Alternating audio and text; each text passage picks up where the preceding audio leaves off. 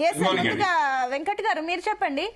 So మొన్నటి వరకు ఏదైతే ఫోన్ ట్యాపింగ్ వ్యవహారంలో మీరు ఒక మాట అయితే అంటూ వచ్చారు, సిబిఐకి అప్పగించవచ్చు కదా మీకు కాకపోతే అని చెప్పేసి కూడా కమెంట్లు వేశారు. డైలీ ఎపిసోడ్ లాగా లాగుతున్నారు, సీరియల్ లాగా అని చెప్పేసి కమెంట్లు వచ్చాయి.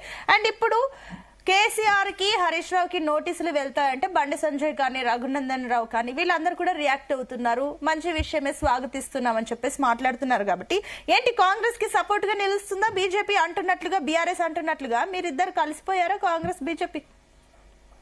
ముందుగా మీకు అలాగే జీ తెలుగు న్యూస్ ప్రేక్షకులకి ప్యానెల్ వారందరికీ నమస్కారం. ఎక్కడ కలిసిపోయేది ఉండదు, ఎక్కడ ఉండి బయటకు వచ్చేది ఉండదు. ఎప్పుడు భారతీయ జనతా పార్టీ ఏ పార్టీతో ఉండదు. ముఖ్యంగా చెప్పాలంటే కాంగ్రెస్ పార్టీని అడిగేది ఏంటంటే, వీళ్ళు అధికారంలోకి వచ్చిందే రకరకాల హామీలు ఇచ్చుకుంటూ, రకరకాల వాగ్దానాలు చేసుకుంటూ, ఈ ఫోన్ ట్యాపింగ్ వ్యవహారం కానీ, కాళేశ్వరం కానీ, లేకపోతే గొర్రెల స్కామ్ కానీ, మిషన్ భగీరథ కానీ, విద్యుత్ స్కామ్ కానీ, వీటి మీద ఎంక్వైరీ చేసేసి ఎవరైతే దోషులు ఉన్నారో వాళ్ళని చెర్లపల్లి జైల్లో రూములు కట్టించి దాంట్లో పెడతామని చెప్పింది కాంగ్రెస్ పార్టీ.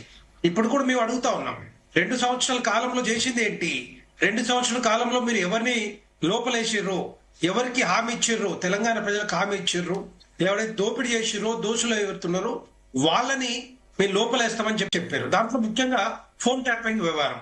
ఫోన్ ట్యాపింగ్ చూసుకున్నట్టే 2 సంవత్సరాల నుంచి నడుస్తూనే ఉంది, అది ఒక సీరియల్ లాగా నడుస్తుంది.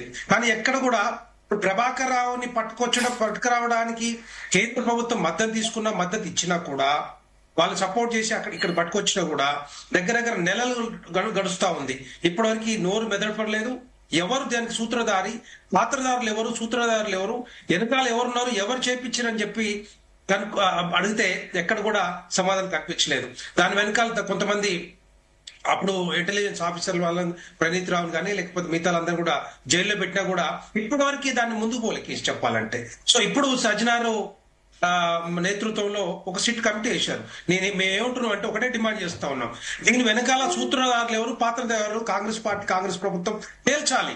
ఇది కూడా మళ్ళీ ఒక సిట్ వచ్చిన తర్వాత, రిపోర్ట్ వచ్చిన తర్వాత ఏదో తూతు మంత్రంగా వాళ్ళని విచారణ చేసి వదిలిపెడతామంటే భారతీయ జనతా పార్టీ చూస్తూ ఊరుకోదు. డెఫినెట్ గా మేము కూడా డిమాండ్ చేస్తాం, ఒకవేళ నిజంగానే సిట్ మీద రిపోర్టు ప్రాపర్ గా ఒక నిజంగానే ట్రాన్స్పరెంట్ గా వస్తే డెఫినెట్ గా బాగానే ఉంటుంది, వాళ్ళ మీద యాక్షన్ తీసుకుంటే. లేదు అంటే మేము డెఫినెట్ గా సిబిఐ డిమాండ్ చేస్తాం, సిబిఐ ఎంక్వైరీ డిమాండ్ చేస్తాం. అంటే అప్పుడు 2 పార్టీలు బీఆర్ఎస్ కానీ కాంగ్రెస్ పార్టీ ఒకటేనట్టుగా కనపడుతుంది కదా. ఇందాక లింగం యాదవ్ గారు, ఒకటి వెంకట్ గారు ప్యానెల్ లో లింగం యాదవ్ గారు కూడా ఉన్నారు. సో లింగం యాదవ్ గారు ఒక కామెంట్ చేస్తారు, ఇందాక సిబిఐ పైన నమ్మకం లేదు, 11 ఏళ్ల నుంచి మీరు లాగేది అదే కదా, మీరు కూడా ఇప్పటి వరకు ఈ 11 ఏళ్లలో మీరు కూడా మీ బీజేపీలో ఉన్న వాళ్ళకి సంబంధించి ఎవరైనా కేసులు నమోదయ్యాయా? ఈవెన్ అవినీతి ఆరోపణలు ఎదుర్కొన్న వాళ్ళు కూడా క్లీన్ చిట్ తో బయటకు వచ్చారు ఈ 11 ఏళ్లలో. ఈవెన్ సిబిఐ పైన కూడా వాళ్ళకి నమ్మకం లేదు. అన్ని ఆటోనామస్ సంస్థలు అన్నింటినీ కూడా మీరు మీ కంట్రోల్లోకి తీసుకున్నారని చెప్పేసి ఇందాక కమెంట్స్ వచ్చాయి. సిబిఐ మీద నమ్మకం లేకపోతే కాళేశ్వరం మీద సిబిఐ ఎంక్వైరీ ఎందుకు ఆర్డర్ చేశారు? ఎందుకు కన్సెంట్ ఇస్తున్నారు? ఎందుకు సిబిఐ ఎంక్వైరీ చేపిస్తున్నారు? సిబిఐ మీద నమ్మకం లేకపోతే, నిజంగా వాళ్ళ మీద నమ్మకం ఉంటే, వాళ్ళ చేతనైతే ధైర్యంతో మేము దీని మీద ముందుకు పోయి వీళ్ళని అరెస్ట్ చేస్తాం అనుకుంటే వాళ్ళ చేతులు ఎందుకు ఎత్తేశారు? కేసీఆర్ కానీ లేకపోతే హరీష్ రావు గారిని జైల్లో పెడతామని చెప్పిన కాంగ్రెస్ పార్టీ మరి ఎందుకు సిబిఐ ఎంక్వైరీకి కాల్ఫర్ చేసింది? ఎందుకు కన్సెంట్ ఇచ్చింది? సిబిఐ ఎంక్వైరీకి ఎట్లా ఇచ్చారు? మళ్ళీ దీన్ని పూర్తి కాళేశ్వరం మీద కాదు, ఓన్లీ మేడిగడ్డ మీదనే. మేడిగడ్డ మీద 24,000 కోట్ల రూపాయలు ఏదో ఖర్చు పెట్టిర్రో వాటి మీద మాత్రమే కన్సెంట్ ఇచ్చింది. మిగతా సుందిల్లో గాని, అన్నారం గాని, మిగతా కాలువలు ఏదైతే ఉన్నాయో 94,000 కోట్ల రూపాయల మీద కాళేశ్వరం ఏదైతే ప్రాజెక్టు మీద ఎంక్వైరీ చేపిస్తా అని చెప్పిన కాంగ్రెస్ ప్రభుత్వం ఎక్కడ కూడా చేయించలేదు.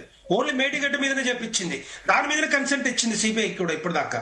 కానీ ఎందుకు వాళ్ళకి ధైర్యం లేక మొత్తం టోటల్ 94,000 కోట్ల రూపాయలు ముఖ్యమంత్రి గారు చాలాసార్లు చెప్పారు, ఏమన్నారు, అనేక మీటింగ్ లో చెప్పారు, 1,00,000 కోట్లు ఎవడైతే తిన్నాడో వాడిని మెక్కిండో వాళ్ళ దగ్గర నుంచి కక్కిస్తాం, అవి ఆ 1,00,000 కోట్లు మొత్తం కూడా తెలంగాణ ప్రజలకు పంచుతామని చెప్పి ఎన్నోసార్లు చెప్పారు. కాబట్టే కాంగ్రెస్ పార్టీకి ఓటేసి గెలిపించారు రోజు.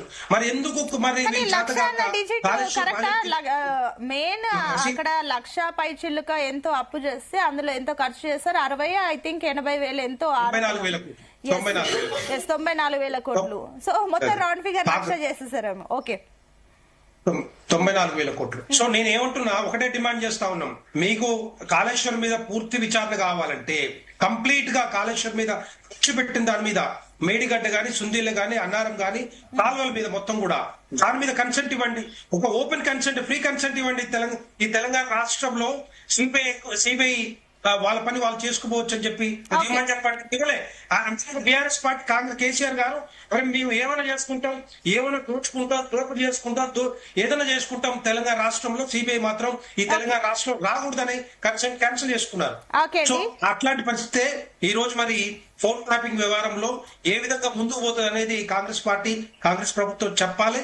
ఎందుకంటే సిట్ అనేది చాలా అంటే తెలంగాణ ప్రజలందరూ కూడా ఎక్స్పెక్ట్ చేస్తా ఉన్నారు.